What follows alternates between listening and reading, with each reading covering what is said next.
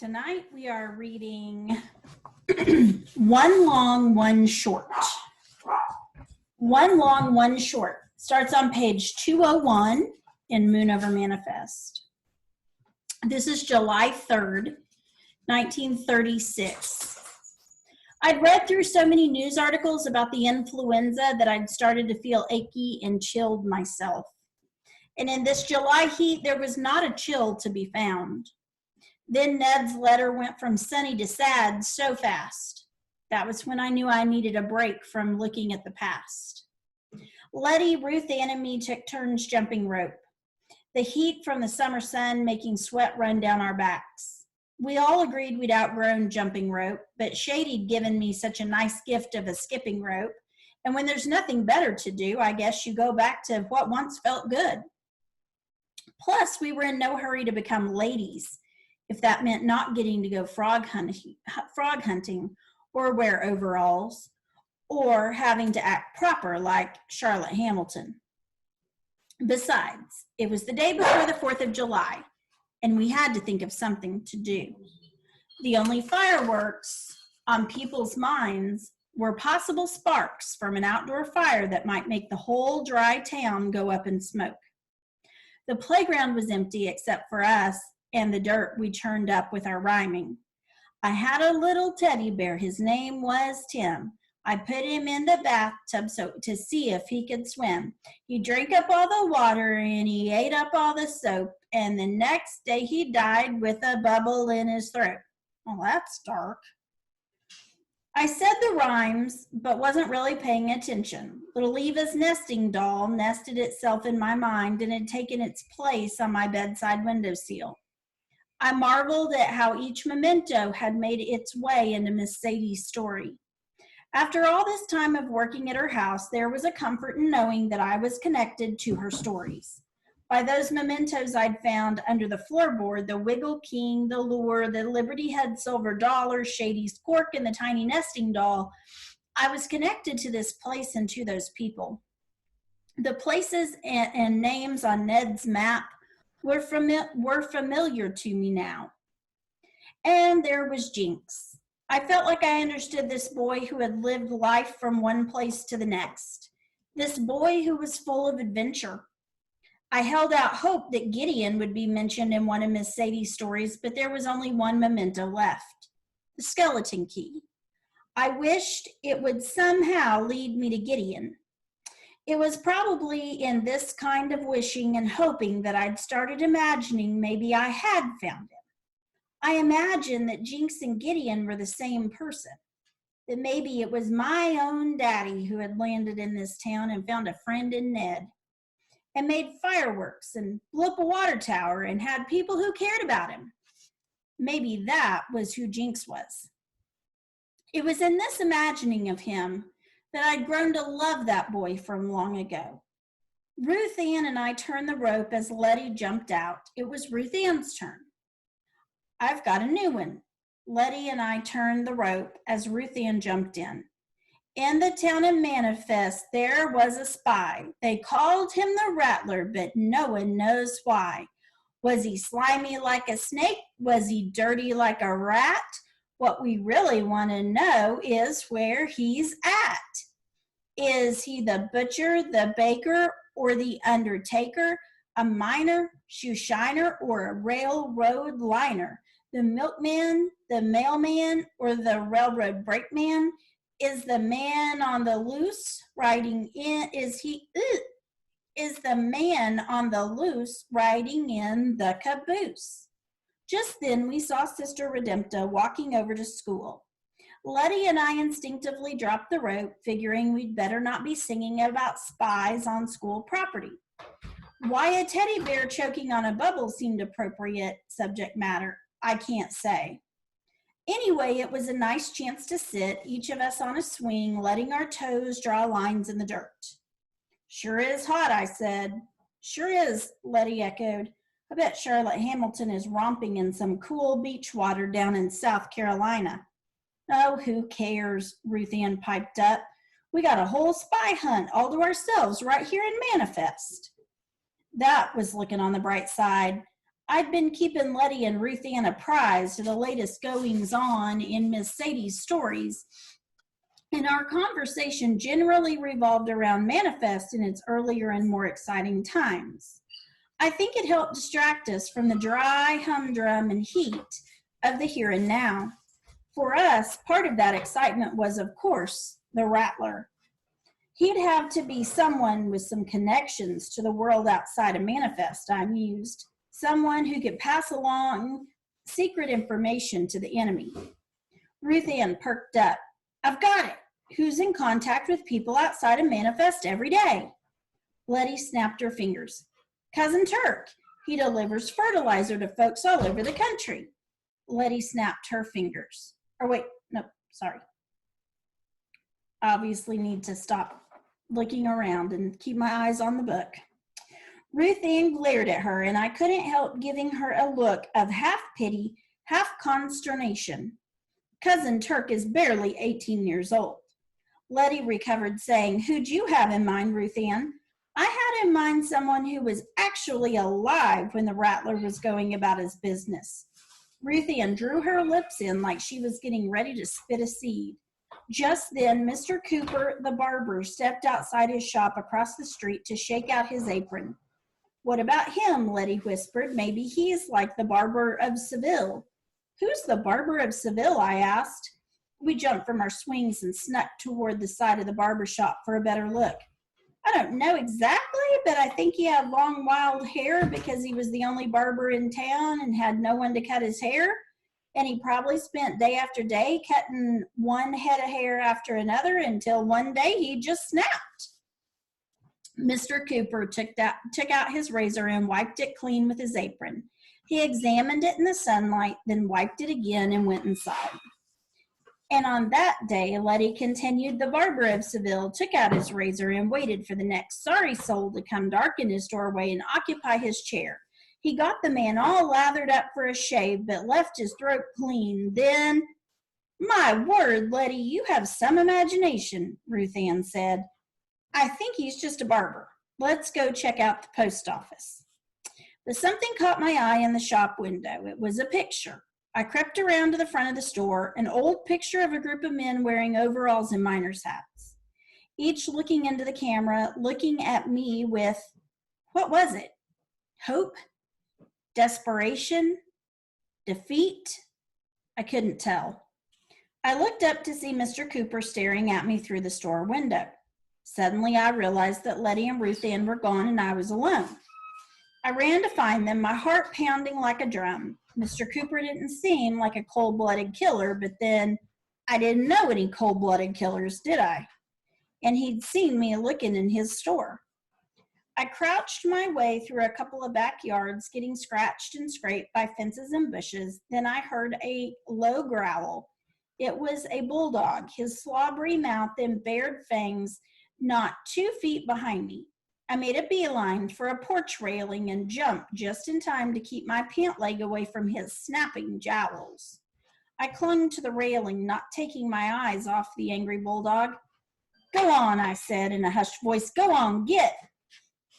He stood his ground and growled, like he'd rather wait me out. I let my breathing slow a bit and straddled the railing only to have my heart speed up again. I noticed the faded porch with its ornate woodwork and realized I was at the worn-out gingerbread house that belonged to the stony lady who always sat on the porch. What if she was across the porch, looking at me? I brought my other leg around, and there she was, right where I'd seen her before, in her rocking chair, staring off into nothing. I'd either have to climb over the railing and get down the way I'd come or walk past her to the steps. I peeked back over the porch. The bulldog flapped his jowls and barked. I'd try the steps. I tender-footed across the porch to the steps, then the chair creaked, and without my willing it to do so, my body turned around and my eyes looked straight at Mrs. Evans. And Mrs. Evans was looking straight at me. Not knowing what to do, I checked my arms and legs. They still moved, so I hadn't been turned into a statue. For a time, neither one of us said anything. Then I said the only words that came to mind, the one Shady'd been telling me to say to anyone I met for the last few weeks. Shady's having a service at his place this Sunday night. He'd be pleased to have you. I didn't wait for a response. I just took her porch steps in one leap and was off, not stopping till I ended up with skin, knees, and elbows in the alley beside the post office. Abilene, it was Letty. Over here, she whispered loudly. What took you so long? Ruth Ann scolded. I thought you were right behind us. Then you were gone. I was breathing too hard to answer, but crept around to the side of the post office. Ruth Ann used her forearm to wipe the dusty window, only to find that there was a cabinet blocking the view on the inside. Come on, she whispered. We'll have to go around front to get a better look. At who? I asked. Ruth Ann placed a finger to her lips. She peered around the corner of the building like she was waiting for some incoming artillery. Then she made a break for it and ended up with Letty and me beside her, peeking in the front door. Him, she answered, pointing to the very tall, very thin man behind the mail counter. He wore suspenders over his white shirt and, even without long sideburns, bore a remarkable resemblance to Ichabod Crane of the Sleepy Hollow legend. Ivan Devore, Letty said, as if considering him the Rattler was akin to suspecting Santa Claus. Ruth Ann had mentioned him before, but we'd never gotten around to spying on him. Think about it, Ruth Ann replied, not taking her eyes off the man. He'd have known of all the mail that came in and out. He was the telephone operator and he ran the telegraph machine. So he could click, clickety click, whatever information he wanted to whoever he wanted, and no one would be the wiser. We watched Mr. Devore move efficiently about the room, placing one letter in this box and another in that. Then he tapped on the counter like he was debating something. Finally, he removed a key from his pocket, unlocked the top drawer of his desk, and took out a single sheet of yellow stationery and a matching envelope. Then, with half a smile, he penned a brief note, placed it in the envelope, and after a suspicious look this way and that, quickly stuffed the note into one of the boxes on the wall. That's Velma T's mailbox, Letty said. I know, because that time she went to visit her cousin in Oklahoma. Remember that, Ruth Ann, when her cousin had the shingles? Velma T had me pick up her mail for her. Letty paused and thought.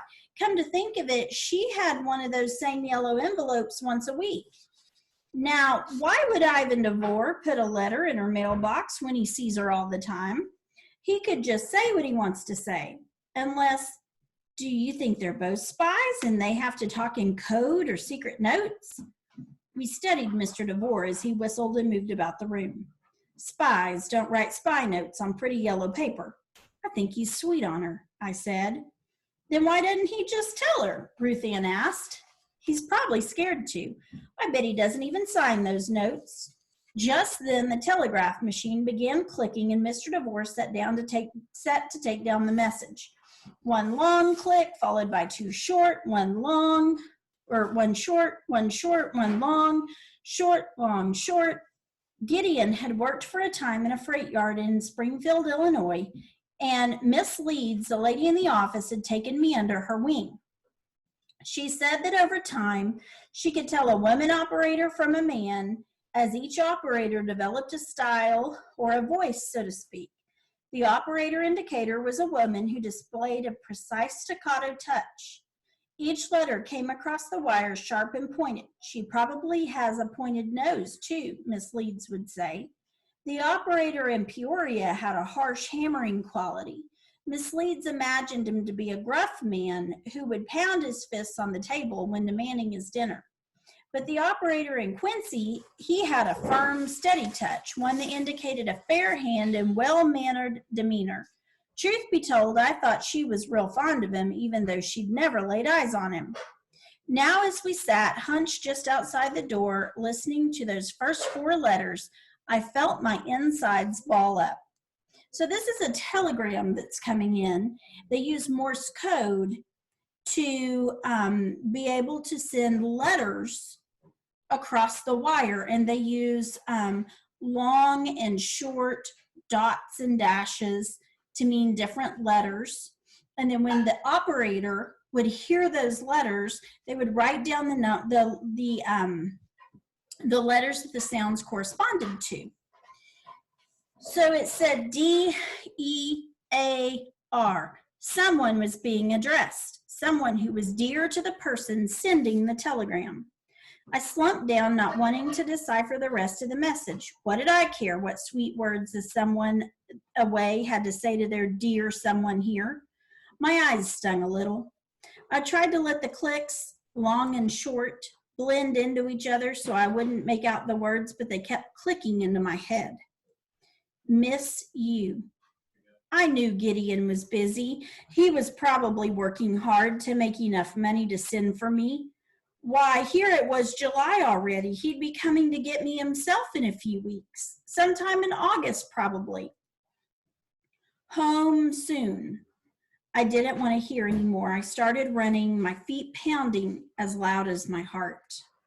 Gideon sending me a telegram wouldn't speed things along anyway. Still, my heart ached like it was being squeezed in two. I kept running, knowing that eventually I'd find myself at Miss Sadie's. So was Gideon sending her a telegram? No. She didn't stick around to find out who was actually sending the telegram or to whom they were sending it. But she was upset because she wanted it to be her. She wanted Gideon to be sending her a telegram. She was desperate for a link to her father. And she tried to tell herself, oh, well, it wouldn't help anyway. He'll be here to get me in a few weeks. We're moving right along to Miss Sadie's Divining Parlor, July 3rd, 1936. I made it to Miss Sadie's house, but all I found was hot dirt and a cranky old woman. Miss Sadie was in a mood, and she was not going to be coaxed, cajoled, or otherwise budged from it. All day I slaved away, scrubbing down her porch, sorting buttons, picking dead flies from her screen door. Why she even had me pull the big Persian rug out of her dining room and beat the dust out of it with a broom, I can tell you that was a pure waste of time. As the dust kicked up in the air, like someone kicking a bad habit, only to settle into its old ways right back on that rug. She kept me busy doing anything but working in the garden and anywhere but near the garden shed. When I first started working off my debt to Miss Sadie for breaking her Hungarian pot, she said I'd know when I was done. I knew I'd worked off more hours than was needed to square my debt, but I also knew I wasn't done. I wasn't done hearing her story of Manifest. I could have asked Shady to fill in the rest and save myself some work, but somehow I knew he would know only his piece of it, like Hattie Mae would know just her piece of it. Only Miss Sadie knew the whole story. She was the one who'd watched and listened all these years. Even now, the people who came by her place, they talked and talked, unburdening themselves of all manner of tales and stories, and she listened to them all. I was also becoming more interested in Miss Sadie's own story. What had brought her to America? Why did she stay in Manifest if she was such an outcast? There was more to Miss Sadie than baubles and beads. Her mood was putting me in a mood. I was working and she wasn't talking. I tried to find a way to bait her into a story, and I figured there's no better bait for a storyteller than to get part of the story wrong. I saw some lilacs down by Ruth Ann's place, I said. It was miserable hot that afternoon on Miss Sadie's porch. My hands were deep in a tub of soapy water, cleaning out one dusty mason jar after another, while Miss Sadie rocked steadily in her porch rocker. She murmured with little interest as she blew some tobacco ash from her pipe. I bet the Widow Kane could say which of the 37 varieties of lilac it was. I'm sure a bunch would look nice in one of these jars. Hydrangea, Miss Sadie said, tamping down a wad of new tobacco into the pipe. What's that? There are 37 varieties of hydrangea, not lilac, and I plan to use the jars for canning fruits and vegetables, not for flowers. Fruits and vegetables from her parched garden, no doubt. Hydrangeas, lilac, probably didn't make much difference in the long run. I don't imagine anyone could raise $1,000 in 4 weeks. So she's trying to get her to start the story again. She stopped rocking. So that is what you think? That's what I think, I answered, swishing suds in and out of the upteenth mason jar that would probably collect another year's worth of dust before there be any fruit fit for canning. Puh, Miss Sadie grunted. One who cannot tell the difference between lilac and hydrangea can hardly speculate about such things. I was close, but not quite there. Well, at least Shady stayed out of it. He'd never be involved in something, well, shady. Miss Sadie heaved a heavy sigh. Shady was in it. How do you say? Up to his neck. We all were. The Walls Go Up, August 15th, 1918. It started with a few coughs and body aches, then it moved to fever, chills, and dizziness. Everyone had read of the symptoms that were not supposed to cause any concern, the same symptoms that were spreading from town to town throughout the country. All over Manifest, people were showing signs of this influenza. In church, the library, the mines, a few coughs that turned into a wheeze, rubbing of the necks and shoulders. Even in the August heat, you might see a woman draw on her shawl to calm her shivers. There was a tension that permeated Manifest, as if one shoe had fallen on it, and the whole town was waiting for the other to drop. You heard that expression or that idiom, waiting for the other shoe to drop, meaning something bad's happened and you're waiting for the rest of it. But where, when, and on whom it would fall was still unknown. Many were the times Jinx thought he'd better get while the getting was good. But every time he thought he'd light out, he'd see Sheriff Dean hovering about watching him. No, for now, he just had to hope that the town had some luck that was better than his. Once the telltale signs of sickness had been exhibited, it didn't take long for Lester Burton, Arthur Devlin, and their wives and associates to start feeling a bit puny. Or if they weren't actually feeling sick yet, it was clear to them that with everyone coughing, sneezing, and wheezing all around them, it was only a matter of time. So anyone with means, including Burton, Devlin, and their lot, used the opportunity to take a holiday. So what do you think it means, anyone with means? Anyone with money? Anyone with money to leave town left. Even Sheriff Dean stayed close to his home, which was down by the river and safely outside of town. Nobody really wanted to be in town if everybody there was sick. The county medical examiner was called in, and within 30 minutes, he declared that until the influenza ran its course, the entire town of Manifest would be under official quarantine. We understand that in a way I never thought we would when we started reading this book. Nobody goes in, nobody gets out. After the last train had pulled out and the smoke from the last Model T had settled, there was an unearthly quiet, as if death had won out. Then after a minute or two that seemed to last for hours, the mine whistle blew. The few curtains that were pulled aside by people peeking out to make sure that all was clear. Mr. Kufer, still wearing his pajamas, was the first to venture to the street. Then Mrs. Cybulski stepped onto her porch, washing from her face the powder that had given her a deathly pallor, meaning the powder from her face that had made her look like she was on the verge of death. She'd put white powder on. Soon everyone was smiling and shaking hands, patting one another on the back. It was as if a miracle had happened and all were healed. But the real miracle was that Burton and Devlin had fallen for their ruse. With the mine included in the quarantine, there would be no whistles calling them into work, no long hours of labor that took little but line the pockets, that did little but line the pockets of Devlin and Burton. So They pretended to be sick. They pretended to be sick so that the medical examiner would come in and say, yep, it's here. Spanish flu's here. Locked down, quarantine, nobody in, nobody out. Well, the mine bosses were like, I'm not staying here and getting sick. I'm leaving. So off they go. And now with them gone, they have time to work on their plan. They don't have to go to work. Plenty of time to work on their plan. The children were particularly excited. The start of school would be postponed. Food and supplies would be brought by train and left just outside the town.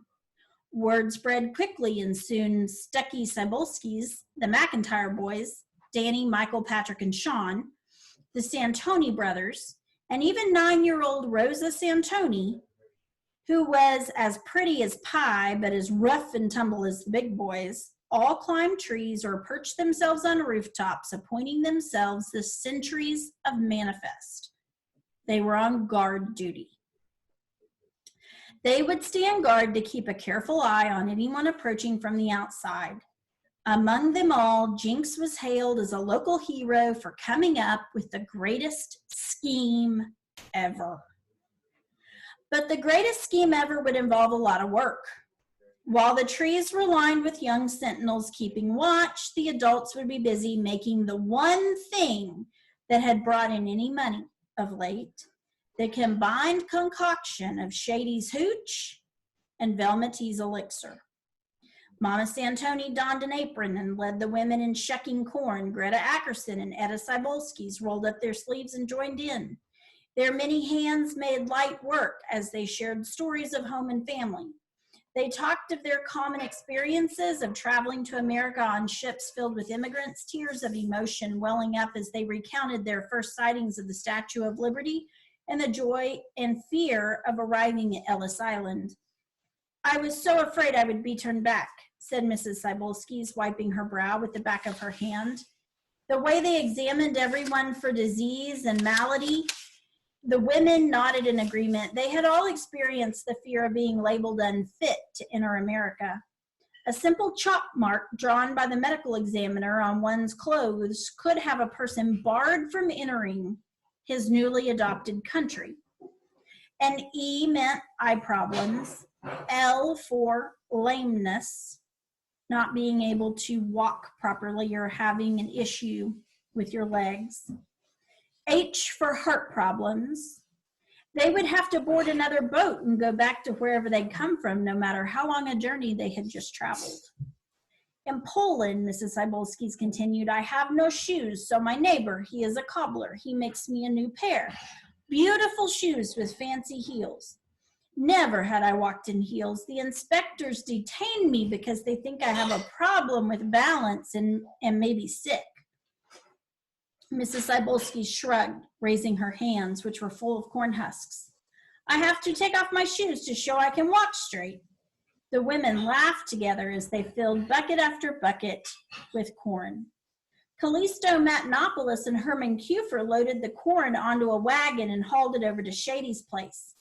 Matenopoulos, Mr. Matenopoulos said, sounding out his name. He laughed as Mr. Kufer stumbled over the pronunciation. You think my name is difficult. At Ellis Island, the inspector asked my friend Milo, what is your last name? Zautsagianopoulos, he said. The inspector asks him if he wants to change it to make it easier to pronounce. My friend gives this much thought. After all, this is his family name. Finally, after much consideration, he agrees. Take out the H. Mr. Kufer chuckled loudly. Would taking out the H make that really any better? Of course, the real excitement was at Shady's place, and Jinx was right in the thick of it. This was the first time Shady's whiskey still had seen the light of day. The whiskey-making machine had been retrieved from the darkness of the abandoned mine shaft on the Widow Kane's property, where it had been in constant activity since the start of Prohibition. So that's where he was making it. But one wouldn't be enough for the operation they hoped to have up and running. So Donald McGregor, Hadley Gillen and Nikolai Yezerski assembled 4 more stills out of spare tanks and copper tubing and set them up in a rundown barn near the natural spring. This gave them an easy supply of water and an out-of-the-way location to run their operation. But it was as if Shady himself was also thrust into the light of day, and he was left stunned and unsteady. He reached for a bottle of whiskey stashed under the eaves overhanging the back steps, just a sip to stop the shakes and give him a little liquid courage.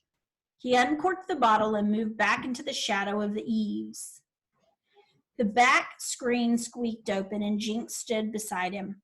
"Come on, Shady, you can do it. Just show him what you know." Shady ran the back of his hand over his whiskery face. "I don't know anything." Jinx's voice was calm and steady.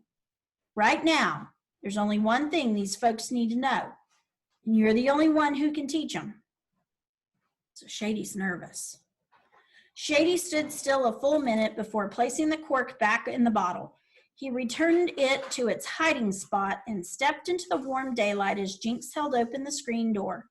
Then Shady oversaw the process with a watchful eye of a master craftsman, wanting each of his apprentices to learn the art of his trade. He seemed grateful to have Jinx nearby for moral support. "That's right, keep that burner low, Mr. Kufer. We don't want to scorch the mash. Casimir, why don't you get another batch going in that tank over there? Corn, water, yeast, and sugar," he said, rattling off the contents of a time-honored recipe used by bootleggers throughout many a dry region. "I knew a guy in Chicago," Jinx said. "He scorched the sugar to make a richer color." Shady shook his head. "May be wrong to make whiskey. There's a right way to do it." The first batches of mash fermented day after day with any number of men standing by like children in Mama Santoni's kitchen, stirring, smelling, eyeing, wondering. On the 9th day, Donald McGregor stood at a simmering tank. "Give it a whiff, Shady. I think it's ready." Shady smelled the brew. "Cap it off and Jinx will hook up that copper tubing. When the liquid separates from the mash, it goes through the tubing and ends up in this barrel." He lifted the spigot at the base of the oak barrel, and captured a few ounces of amber liquid in a glass jelly jar.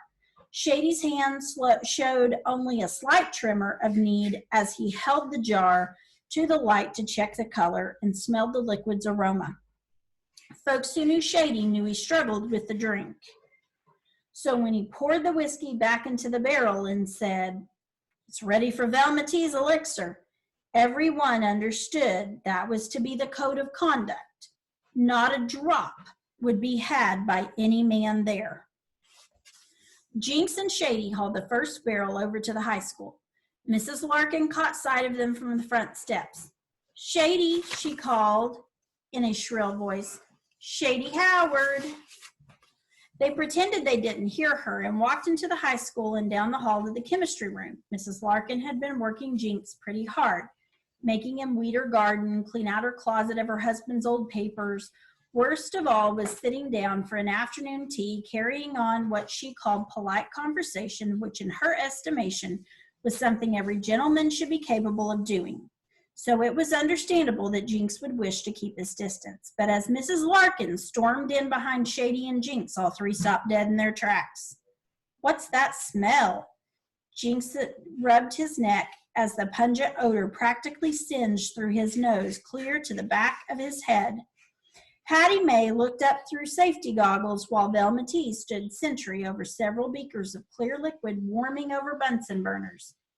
"It's a fermented mixture of corn, castor oil, eucalyptus extract, menthol, iron, potassium, and calcium," Hattie Mae answered. "Nothing that wasn't in it when you two ne'er-do-wells took it upon yourself to play hanky-panky with my elixir," said Velmatee. So she knows. Jotting some notes on the clipboard. Her safety goggles looked like bulgy fly eyes against her narrow face. Shady and Jinx both knew they'd have to tread lightly as Velmatee was not completely on board with their endeavor. "How do you make so much with just those little beakers?" Jinx asked. "This is what's called the base mixture," Velmatee answered, "which you would know if you ever showed up to my chemistry class." This syrup, combined with manifest spring water in an exact 4-to-1 ratio, makes up a palatable and restorative elixir. Velma, Mrs. Larkin interrupted. Surely you are not going to participate in this. She struggled for the right word. This charade. My husband, the late county appraiser, would be rolling over in his grave at this exercise in depravity. Why, I'd have a mind to telegraph my sister's boy in Topeka. He works in the governor's office. He's the assistant to the assistant, you know. Oh, she's back up on her high horse. Most folks were surprised and more than a little curious when Mrs. Larkin stayed behind for the quarantine instead of leaving town with the rest of the people of means. She'd certainly made her objection to Jinx's plan clear the night of the town meeting. Her daughter, Pearl Ann, was already away at university, and some speculated that Miss Larkin was less a person of means than she liked others to believe. And maybe she couldn't afford to leave town. At any rate, since she was still here, there was nothing they could do but hope that she wouldn't ruin everything. Ignoring Mrs. Larkin, Velma T. lifted her safety goggles onto her head and glared at Shady and Jinx through narrowed eyes. You know, I should have let Sheriff Dean arrest both of you for tampering with a medicinal product and endangering public health. My elixirs are carefully synthesized compounds of potentially dangerous elements. She poured the syrupy liquid into a measuring glass and tested the volume and density. They are meticulously prepared remedies that deserve a little respect. Yes, ma'am. Neither Jinx nor Shady pointed out that her elixir had never remedied anybody until it was mixed with Shady's whiskey. However, the following silence said it all. Still, I suppose serendipity is a force to be reckoned with, Velma T. said with a sigh. Meaning, it was going to happen eventually. Hattie Mae came to the rescue. Now, don't you underestimate yourself, Miss Velma. Of course there are discoveries made by unexpected occurrences, but it takes the right someone to make sense of it all. You told us yourself. An apple is just an apple until it falls on Sir Isaac Newton. Then what is it? Jinx asked. Gravity, Velma T. said. I suppose you're right. Even Louis Pasteur, the father of modern medicine, said that chance favors the prepared mind. Mrs. Larkin was behind herself. Velma, really? Was beside herself. Sorry. Velma, really? You can't be serious about this so-called miracle medicine. I'm not prepared to say that there is anything miraculous about the combined elixir, but it seems to have put you right, Eudora. Yes, right out of the Women's Temperance League. Besides, I'm sure I was already well on the road to recovery. Still, Velma T. continued, I hear there have been outbreaks of the influenza as nearby as Pittsburgh and Baxter Springs. If my medicine will help them, then... Now, dear Mrs. Larkin interrupted, I'm sure your elixir is fine for keeping a body regular, but I think it can hardly be classified as medicine. Velma T.'s back stiffened, her lips pursed. Even her nose seemed to get a little pointier. Everyone in the room knew that Mrs. Larkin had said the wrong thing. Very well, Shady. I will be happy to make my elixir available to anyone who is in need, so we had better get busy. As word spreads about Mrs. Larkin's recovery, I'd imagine bottles of the Manifest Elixir will be in greater demand than before. Sounds like you don't challenge, Velma T. Shady muttered to Jinx, certainly won't hurt that it tastes better than before. I heard that, Shady. Velma T. patted her pockets. Who took my safety goggles? Shady pointed to his head, indicating that the spectacles rested above her forehead. Velma T. recovered the goggles, breathed on them, and wiped them with her white lab coat. All right, then, where exactly are we going to mix up the stuff? Between my elixir and your contribution, there will be a lot of liquid to be combined. Shady cleared his throat. There has been considerable discussion about that. It needs to be something big, like a horse trough, but clean. That goes without saying, said Velma T. There's a horse trough over at the Baptist church. I don't recall seeing a horse trough outside. It's not outside, it's inside. Shady was counting on Velma T.'s being more a woman of science than religion. "Surely you're not suggesting using the baptistry," said Mrs. Larkin, a staunch Baptist and lifelong member of the First Baptist Church. "What did Pastor Mankins say?" "He's not around to ask. He hightailed it out before the quarantine." "Well, then," Velma T. said, "I guess it serves him right. Besides, it is, after all, 3 parts elixir to only 1 part alcohol." "More like half and half," Jinx piped up before Shady could shush him. "But why can't you do it at the Catholic Church or the Methodist Church?" Mrs. Larkin asked. Shady answered, "Their little fonts wouldn't do much good. They're just for sprinkling. It's the Baptists who enjoy a good full-body dunking." So in the Catholic Church, they use a baptismal font. It's a small amount of water, and they sprinkle it on the baby's head. In the Baptist Church, they normally submerge people, like put them into the water. So they have a much larger trough for water to mix up their elixir in. The Baptist Church, normally home to only the purest of manifest citizens, meaning the ones who had parents and grandparents and even great-grandparents born in this country, were suddenly filled with strangers. Each held his or her own jar or jug of either Velma T's elixir or Shady's whiskey. Now, this is also scandalous because the Baptist Church does not allow alcohol. So they're mixing it in their baptismal bucket. So this is a scandal. Okay. Casimir Cybulskis spoke first. "This seems such a solemn moment. I think it calls for a prayer." Everyone looked to Shady, as standing at the head of the baptistry, he seemed to be in the place of the minister. Shady held his hat in his hands, rotating it in a slow circle. "I don't spend much time in church, but I do recall a story my mother used to tell me. Some folks had a wedding and they ran out of wine. The bartenders brought out big jugs of water, but lo and behold, out poured wine, the best they ever tasted." He looked at the faces around him.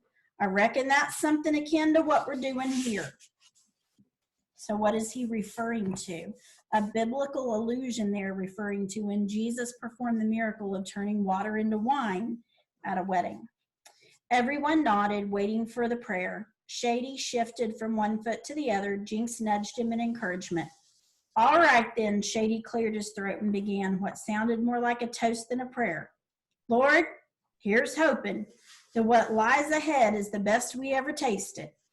"Amen," they said in unison, these citizens of the world, and they held their breath as the many and varied ingredients that had been simmered and stewed, distilled and chilled, were combined to make something new, something greater than the sum of its parts.